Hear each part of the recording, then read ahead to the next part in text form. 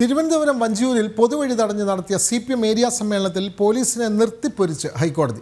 റോഡിൽ കെട്ടിയ സ്റ്റേജ് അഴിച്ചു മാറ്റിയില്ലെങ്കിൽ എന്താണ് ചെയ്യേണ്ടതെന്ന് അറിയില്ല എന്നും ചോദ്യം. കുറ്റം ചെയ്തവർക്കെതിരെ ക്രിമിനൽ നടപടി സ്വീകരിക്കണമെന്നും നിർദ്ദേശം. വിഷയത്തിൽ DGPയോട് ഹൈക്കോടതി റിപ്പോർട്ട് തേടി. സ്റ്റേഷന്റെ മുന്നിലല്ലേ CPM വഞ്ചിയൂർ ഏരിയ സമ്മേളനത്തിന്റെ ഭാഗമായുള്ള സ്റ്റേജ് കെട്ടിയതെന്നായിരുന്നു ഹൈക്കോടതിയുടെ ആദ്യ വിമർശന രൂപേണയുള്ള ചോദ്യം. സ്റ്റേജ് അഴിച്ചുമാറ്റിയില്ലെങ്കിൽ എന്താണ് ചെയ്യേണ്ടത്?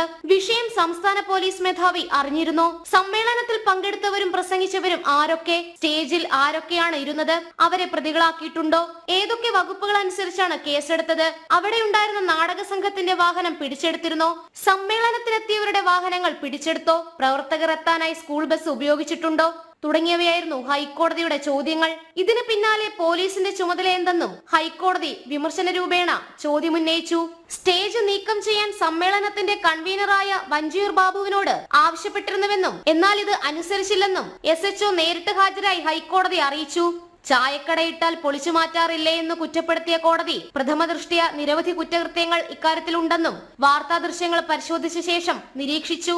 പൊതുവഴി തടഞ്ഞുള്ള പരിപാടി പോലീസ് തടയണമായിരുന്നു. കുറ്റം ചെയ്തവർക്കെതിരെ ക്രിമിനൽ നടപടി സ്വീകരിക്കണം.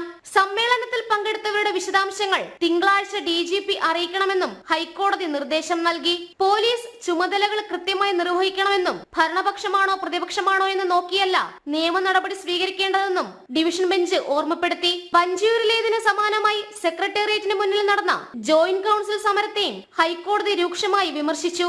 ഈ വിഷയത്തിലും അന്വേഷണം വേണമെന്നും ഹൈക്കോടതി പോലീസ് മേധാവിയോട് ആവശ്യപ്പെട്ടിട്ടുണ്ട്. ജനം, കൊച്ചി.